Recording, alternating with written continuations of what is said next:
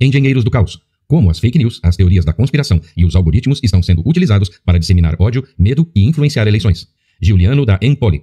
O mundo de Donald Trump, Boris Johnson e Jair Bolsonaro cada dia traz sua própria gafe, sua própria polêmica, seu próprio golpe brilhante. No entanto, por trás das manifestações desenfreadas do carnaval populista está o trabalho árduo de ideólogos e cada vez mais de cientistas e especialistas do Big Data, sem os quais esses líderes nunca teriam chegado ao poder. É o retrato desses engenheiros do caos que o autor nos apresenta, através de uma investigação contundente que remonta ao início dos anos 2000, quando o movimento populista global, hoje em pleno curso, dava seus primeiros passos. O surgimento do ódio e a estratégia dos populistas. Em um livro publicado em 2006, Peter Sloterdijk detalha a história da raiva política. Na origem está um sentimento de justiça, exclusão ou discriminação de classes da sociedade. Historicamente, a Igreja Católica foi a primeira a voltar sua atenção para esses grupos sociais e a canalizar sua raiva. Os partidos políticos de esquerda assumiram o controle em meio à Revolução Industrial. Em 2006, Sloterdijk declarou que não havia ninguém para acolher e canalizar a fúria do povo, o que poderia ter consequências imprevistas. Em 2018, o autor explica que os partidos populistas assumiram o papel. Se a raiva das populações se justifica pelas desigualdades socioeconômicas, entre outras coisas, ela também se constrói sobre uma nova e atual constatação da sociedade. A sociedade mudou. As pessoas mudaram. As elites mudaram. E na raiz dessa evolução está a internet, os smartphones e as mídias sociais. O imediatismo da tecnologia nos acostumou a ter nossos desejos satisfeitos imediatamente, seja para saber o horário dos trens, fazer compras online, acessar entretenimento gratuito para matar o tédio ou verificar se o professor domina bem o conteúdo da matéria. O smartphone nos oferece satisfação instantânea. Como alguém pode tolerar a falência social ilustrada pelo transporte ou pelas políticas governamentais? Como humanos, nascemos nus, frágeis e indefesos. Nossa única maneira de sobreviver está na nossa capacidade de cooperar com outros humanos. Ter as pessoas gostando de nós melhora diretamente a capacidade de sobrevivência. Para nos encorajar a ser amados, o cérebro libera dopamina a cada sinal de afeto. Esses sinais de afeto podem ser um elogio, um abraço, um beijo ou um like nas redes sociais. Segundo os psicólogos, a raiva é consequência de um sentimento de impotência e solidão, que nos leva a buscar a aprovação dos outros. A mídia social nos fornece essas necessidades de aprovação, como o álcool fornece a um alcoólatra. Os usuários ficam viciados, eles querem mais. Simultaneamente, as mídias sociais aumentam a frustração mental quando comparamos a mediocridade de nossas vidas aos sinais infinitos de sucesso online, incluindo os de nossos amigos. Os humanos tendem a acabar em dois sites diferentes, pornografia e teorias da conspiração. Ambos, à sua maneira, servem de brecha. As teorias da conspiração nos dispensam da responsabilidade por nossa própria miséria, designando uma causa exterior responsável pelo status quo. São escritos de forma a desencadear respostas emocionais, o que explica sua popularidade nas redes sociais. Eles produzem cliques e compartilhamentos e mantêm os usuários presos à tela em um ciclo infinito de amplificação emocional. Esse padrão foi detectado no caso do genocídio dos Rohingyas em Myanmar e em menor escala no movimento dos Gilets jaunes na França, onde os apelos ao assassinato e ao ódio foram amplificados pelas redes sociais. O ódio surge, portanto, de dois eventos simultâneos: a decadência das instituições encarregadas de canalizá-lo e o surgimento de novas mídias. A inteligência do populista tem sido colocar-se nesta encruzilhada e aproveitar o poder do ódio para cumprir seus objetivos políticos. Gianroberto Casaleggio e o Movimento 5 Estrelas. A partir de 2000, Gianroberto Casaleggio, um especialista italiano em marketing, entendeu como a internet iria revolucionar a política. No entanto, ele sentiu que a sociedade ainda não estava pronta para a constituição de um partido político puramente digital. Para dar uma dimensão humana à sua ideia, Casaleggio decidiu contratar um comediante italiano, Beppe Grillo, para ser a figura de seu movimento. Em 2005, ambos lançaram um blog. O histórico de marketing de Casaleggio o encorajou a tratar os eleitores como consumidores e a aplicar as teorias de venda ao engajamento político. Um importante fluxo de dados coletados no blog permitiu que ele obtivesse feedback preciso e abundante sobre as experiências, medos e desejos dos usuários. Esses dados foram usados para construir o conteúdo do blog diretamente inspirado pelos comentários dos usuários e diferentes temas populares da época: incompetência governamental, bancos roubando o cidadão honesto e muito mais. Cada postagem carregada gerou reações que forneceram feedback e melhor direcionamento para a próxima postagem em um ciclo sem fim. A popularidade do blog explodiu até o pico alcançado durante a organização do Dia V, em 2007, que viu centenas de milhares de italianos protestando após uma ligação feita por Beppe Grillo. Nem os políticos clássicos, nem a mídia previram isso. Garantidos pela popularidade, Casaleggio e Grillo decidiram lançar o Movimento 5 Estrelas, com base no funcionamento do blog. A estrutura era simples. O Movimento 5 Estrelas foi construído com uma plataforma política na qual os membros expressavam suas opiniões. As drásticas regras implementadas e a estrutura jurídica que identificava o movimento como entidade privada da Casaleggio permitiram-lhe expulsar qualquer membro que não respeitasse as regras. As declarações das figuras políticas do partido que a Casaleggio escolheu para sua juventude, falta de carisma e falta de experiência, foram baseadas nos dados recolhidos através da plataforma e redes sociais. No início, Casaleggio usou conteúdo de investimento emocional para aumentar o envolvimento com os discursos de seus tenentes. O fluxo constante de dados permitiu-lhe microajustar as mensagens do partido para estar sempre em sintonia com a população. O programa, propósito e ideologia do partido não existiam, já que refletia em todos os instantes os desejos de seus membros. Em 2013, o Movimento 5 Estrelas se tornou o primeiro partido da Itália. Em 2018, governou o país. Steve Bannon e a eleição de Donald Trump. Enquanto Barack Obama comemorava sua vitória nas eleições presidenciais de 2008, jornais e especialistas de todo o mundo saudavam o fim do racismo nos Estados Unidos. Naquela mesma noite, o Google registrou um pico do termo de pesquisa First Nigger President. O primeiro a fomentar um movimento contrário a agente como Barack Obama foi Donald Trump. Ele rapidamente ganhou apoio entre a classe trabalhadora branca, começando por questionar se Barack Obama era de fato americano. Por meio desse ato, não era tanto a cidadania do presidente que ele questionava, mas a legitimidade da ideia de ter um negro como presidente. A essa história foi adicionada a teoria da conspiração, explicando que Obama havia sido colocado à frente da América contra a vontade e o interesse do povo americano. Finalmente, o último ingrediente da receita de Trump foram as notícias falsas, alegando que Obama não nasceu nos Estados Unidos, o que Trump mais tarde reconheceu como uma mentira. O clima social em que Trump iniciou sua campanha política não oficial era o oposto do próprio Trump. No entanto, um homem na época já havia sentido que, sob essa imagem polida, algo estava acontecendo nos Estados Unidos. E foi assim que Steve Bannon entrou em cena. Em 2005, quando deixa Hollywood e parte para Hong Kong. Lá, participa do lançamento de uma sociedade, Internet Gaming Entertainment. Um modelo de negócios bastante curioso. Essa empresa explora a popularidade de um videogame, World of Warcraft, que tem milhões de apaixonados no mundo inteiro. O game pega milhares de jovens chineses que jogam da manhã à noite e acumulam troféus virtuais, armas e ouro, reservados aos craques da modalidade. Os ganhos virtuais são em seguida revendidos em troca de moeda real aos jogadores ocidentais mais preguiçosos que desejam progredir no jogo sem ter que passar tanto tempo grudados na tela. Um problema surge. Esse modelo deixa os verdadeiros gamers furiosos, pois esses jogadores fizeram do videogame sua razão de viver. Para eles, comprar troféus em vez de ganhá-los é um sinônimo de trapaça e um atentado aos códigos de honra que regem a vida dos guerreiros digitais. Começa assim uma violenta campanha virtual, ao fim da qual os gamers rebelados forçam a empresa proprietária do World of Warcraft a suspender as contas de usuários que protestam contra a Internet Gaming Entertainment. Para Bannon, esse fiasco total foi a chance de descobrir uma realidade cuja existência ele sequer imaginava. Encontram-se online milhões de jovens mergulhados numa realidade paralela à qual são ferozmente afeiçoados. Em nome da defesa dessa esfera, estão prontos para mobilizar um poder de fogo enorme, capaz de derrubar empresas e fazer grandes colossos mundiais se curvarem. É assim que entra em cena Milo Yiannopoulos, de longe o personagem mais pitoresco da galeria de engenheiros do caos, apesar de essa ser um manancial de tipos.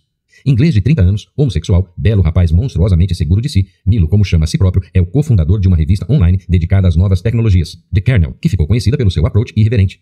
Ele compreende que o Gamergate é um imenso movimento sem rosto e decide se tornar esse rosto. Começa a espalhar que nessa história as verdadeiras vítimas não são os desenvolvedores e jornalistas. Não, as verdadeiras vítimas são eles mesmos, os trolls, esses guerreiros contemporâneos que se batem contra a censura progressista em nome da liberdade de expressão, que para Milo deve ser absoluta. Há um exército de programadoras e de ativistas feministas psicopatas, escreve, protegidas por blogueiros escravos do politicamente correto que procura tomar conta da cultura dos videogamers. Nada mais normal, assim, que diante de uma ofensiva deste gênero, os gamers procurem se defender. Yiannopoulos se tornou um comentarista político. Steve Bannon, que naquela época, em 2015, havia começado a trabalhar para a Breitbart News, decidiu oferecer a Yiannopoulos um emprego como editor da seção de tecnologia da Breitbart. O objetivo era que Bannon mobilizasse a comunidade de jogadores por meio de notícias de tecnologia e, aos poucos, atraísse para a política para torná-los apoiadores de Trump. A mensagem foi clara. Os democratas estão amordaçando a liberdade de expressão e o anonimato online, que são o núcleo da comunidade de jogadores. Trump é o único ali para defendê-lo. Durante esse tempo, Trump estava pulando de um escândalo para outro sob o olhar desaprovador dos democratas. O ridículo, a vulgaridade e a grosseria do personagem conformaram os democratas de que ele não poderia vencer, porque alguém como ele poderia simplesmente não vencer. Enquanto Trump falava com os esquecidos do país e alavancava comunidades geralmente ignoradas em campanhas políticas, graças ao apoio de Bannon e Yiannopoulos, os democratas repetiam incansavelmente para si mesmos que uma presidência de Trump era impossível. No fim, a estratégia dele se concretizou. Trump foi eleito. Arthur Finkelstein e o Partido Nacional Conservador Populista Húngaro. Para entender a história da Hungria e de quase todos os estados da Europa Central e Oriental, precisamos contextualizar a posição desses ex-satélites soviéticos. Quando o Muro de Berlim caiu, as elites do Oriente iniciaram um processo de ocidentalização baseado na imitação. No entanto, o problema da imitação não é tanto que o imitador valha menos que o original, mas que dá aos originais o direito de julgar o sucesso ou o fracasso da imitação. E isso leva a um sentimento de perda de soberania. Em 2009, Finkelstein chega à Hungria, onde o aguarda aquele que será o seu principal cliente e talvez o espírito político mais próximo do seu na cena internacional.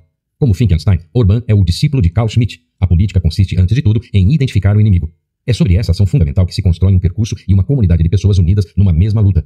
Em 2009, o inimigo é identificado com clareza. É a Europa que não poupou a Hungria da humilhação de uma crise financeira, da qual ela só consegue sair com a ajuda do FMI, que impõe medidas de austeridade que sacrificam as classes médias. No comando do país está Gordon Bajnai, um tecnocrata empurrado por Bruxelas e pelos mercados, que começa a reduzir salários do funcionalismo e aposentadorias. Orbán, que já governou a Hungria durante 4 anos com uma plataforma nitidamente pró-europeia, entendeu que é chegado o momento de virar o leme. Com a ajuda de Finkelstein, ele constrói uma campanha intensiva contra os liberais que traíram o povo e conduziram o país à bancarrota por causa de sua corrupção e da submissão aos interesses estrangeiros. A Hungria não é uma colônia, entoa Orbán vigorosamente.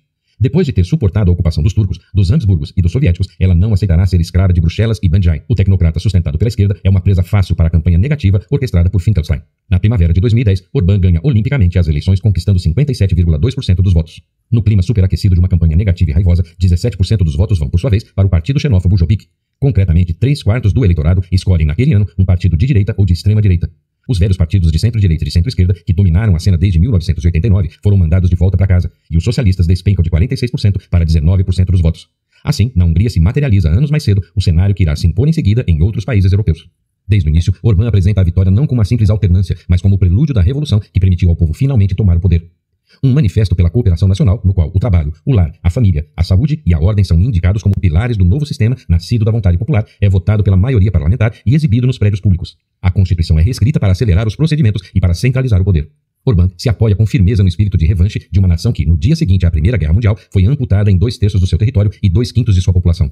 Desde sua entrada em vigor, o governo do povo de Orbán confere cidadania a todos os húngaros que vierem do exterior e proclama o 4 de junho, data de assinatura do Tratado de Trianon, como Dia da Solidariedade Nacional. A partir daí, os cidadãos húngaros dos países vizinhos passam a ser os componentes principais e mais sólidos do eleitorado de Orbán. Nas eleições de 2014, 95% deles votaram no Fidesz, partido de Orbán. Mas é a cidadania como um todo que é mobilizada permanentemente pela luta em prol da libertação nacional posta em cena por Orbán e seus conselheiros. Taxas especiais são impostas à atividade das multinacionais estrangeiras. Comprar terrenos agrícolas passa a ser, para os que vêm de fora, quase impossível. As mídias privadas ou públicas são postas sob controle do poder executivo. Tudo isso em flagrante violação das regras mais elementares do mercado comum europeu. Cada vez que as instituições europeias tentam timidamente fazer ouvir a voz, Orbán aproveita para despertar as memórias mais dolorosas da história da pátria. Surfando na onda da luta pela libertação popular, Orbán ganha de novo as eleições em 2014. E graças à nova lei eleitoral, seus 45% de votos se transformam em 90% das cadeiras no parlamento. 96 em 106 cadeiras. Mas a partir desse momento, algo se quebra. Nada mais funciona. Uma série de escândalos de corrupção atingem personalidades próximas a Orbán. Nas eleições parciais, o Jobbik conquista cadeiras em detrimento do partido do governo. As ruas de Budapeste passam a ser palco de imensas manifestações de jovens que catalisam e tornam visível o descontentamento acumulado com o governo do povo. Em alguns meses, o Fidesz despenca nas pesquisas até atingir o piso de 20%. Devemos mudar o esquema, repete Finkelstein. Num primeiro instante, ele tenta desviar o debate na direção da pena de morte. Por que não a restabelecer para tornar ainda mais forte a retomada da Revolução Nacional? Mas o público reage friamente e o debate não decola. Estranhamente, o tema não excita os espíritos. Orbán e Finkelstein sabem muito bem que precisam de um novo inimigo, e os atentados vêm como uma solução sob medida para os anseios da causa. Graças a um passe de mágica, o Islã, encarnado pelas fisionomias sisudas dos imigrantes chegados da África e do Oriente Médio, passam a ser o novo inimigo número 1. O único senão é que na Hungria o problema não existe, ou é invisível. Os estrangeiros não representam mais que 1,4% da população húngara, e entre eles a quantidade de muçulmanos é ínfima. Pouco importa, Finkelstein jamais se deixou abater pela realidade. A coisa mais importante que ele diz numa entrevista concedida em Praga é que ninguém sabe nada. Em política, o que você percebe como verdade é que é a verdade. Se eu digo a vocês que é um prazer estar aqui porque deixei Boston onde estava nevando e agora estou em Praga onde o sol brilha, vocês vão acreditar porque vocês sabem que hoje, aqui, está fazendo um dia bonito. É isso. Um bom político é um sujeito que vai dizer uma série de coisas verdadeiras antes de começar a dizer uma série de coisas falsas, porque assim vocês vão acreditar em tudo que ele diz, verdades ou mentiras. Faixas e banners publicitários começaram a aparecer nas ruas da Hungria com mensagens denegrindo os refugiados. Orbán opôs-se à homogeneidade da cultura e do povo húngaro aos imigrantes que vinham para roubar o trabalho dos húngaros. Mais tarde, o plano da União Europeia de impor cotas de imigrantes a cada país caíram como uma luva para Orbán, que declarou guerra às elites de Bruxelas, e desde então a União Europeia vem alertando a comunidade internacional a respeito da violação da democracia na Hungria. Como os cientistas de dados e estrategistas políticos estão levando os partidos populistas ao poder? Por meio de uma combinação de mudanças no paradigma político, fraturas e divisões na sociedade estão acontecendo e a ferramenta principal usada como veículo pelos engenheiros do caos para moldar seus propósitos políticos é a tecnologia. Não se trata apenas de um tipo de tecnologia, mas de várias que, por acaso ou oportunismo, surgiram no mesmo momento. A primeira são as mídias sociais, cujo modelo de negócios é baseado em cliques, em anúncios e tempo de permanência na plataforma. Para isso, as mídias sociais tornaram seu uso compulsivo, graças a um sistema inteligente de curtidas igual à realização social, e, portanto, distribuindo dopamina a cada acerto, reforçando o ciclo do vício. O usuário é apresentado a um conteúdo com o qual ele concorda com base em um perfil psicológico construído individualmente com fluxos de dados retirados dos cliques, do conteúdo lido e dos termos pesquisados. O conteúdo exclusivo ao qual o usuário é exposto participa da criação de uma realidade digital na qual o usuário está sozinho para viver, criando assim necessidades de conexões sociais asseguradas pelas próprias mídias sociais. Quando essas necessidades são muito altas, o usuário acaba acessando sites pornográficos e de conspiração, liberando-o das responsabilidades da mediocridade de sua vida ao ocupar uma parte externa. Esse fenômeno é uma das interações que ligam as mídias sociais aos smartphones. O segundo não diz respeito especialmente aos smartphones, mas apenas às redes sociais. A ciência e os profissionais de marketing descobriram que o conteúdo emocional recebeu mais cliques e atenção dos usuários, o que estimulou seu uso. Mas o conteúdo emocional também amplifica as emoções da vida real, entre as quais a raiva, particularmente usada pelos engenheiros do caos. Na verdade, a raiva é uma emoção que chama a ação e pode mobilizar multidões em busca de apoio político. Finalmente, chegamos à terceira maneira que as mídias sociais influenciam as populações, dados e mensagens direcionadas. Os sites de redes sociais podem construir perfis de usuários graças aos seus dados. Da mesma forma, uma empresa ou parte pode enviar mensagens direcionadas para influenciar os usuários com base em seu perfil psicológico. Essa técnica foi usada para alavancar um número importante de pessoas no Reino Unido para a votação do Brexit, pessoas que normalmente não teriam ido votar. A interação desses componentes tecnológicos, aliada à psicologia e à ciência de dados, pode ser o maior empecilho político da história, e o pior, pode estar a caminho. Os meios de comunicação tradicionais, fiadores da democracia, não viram nem anteciparam o crescimento populista. Pior, enfrentando isso, eles se tornaram incapazes de se defender. Os engenheiros do caos conseguiram orquestrar uma revolução por meio da manipulação em massa sem ninguém perceber. Já fizeram isso em diversas ocasiões em diversos países e mantêm seus algoritmos prontos para as próximas eleições. Isso pode ser o que os diferencia dos ditadores. Todos que vivem em uma ditadura estão cientes de sua natureza. No nosso caso, os instigadores ficaram na sombra, ninguém sabe seus nomes ou rostos, e os eleitores são manipulados enquanto são persuadidos do contrário. Esses engenheiros são como parasitas, eles colonizam o cérebro do seu hospedeiro sem que eles saibam disso e assumem o controle na sombra. O resultado se torna particularmente mortal. Sites. Qualquer um pode crer na realidade, enquanto acreditar no absurdo é uma real demonstração de lealdade e que possui um uniforme e um exército. Cada um tem direito às suas próprias opiniões, mas não a seus próprios fatos. Neste livro você aprendeu que o período extremamente narcisista em que vivemos, aliado às novas comunicações tecnológicas e ao fenômeno da satisfação imediata, corre o risco de ver a democracia representativa abolida. Existe algo no instinto humano que nos faz querer assumir o controle de nossas próprias vidas. A falta de controle, ou pior, a sensação de que nosso controle está nas mãos de outras pessoas, é profundamente perturbadora. Os engenheiros do caos, junto dos populistas, conseguiram controlar esse medo e dar às pessoas exatamente o que elas desejam: o controle sobre suas próprias vidas. Ou pelo menos, a sensação. O mundo político que existia antes de 2010 não existe mais. O código e as regras foram reescritas. Os partidos tradicionais e as próprias democracias representativas terão de se adaptar se desejarem conservar o modelo democrático atual. Embora muitos tenham previsto o fim próximo do populismo, devido ao vazio de suas políticas e programas políticos, os populistas provaram que podem se adaptar às circunstâncias. As democracias liberais têm muito com que se preocupar.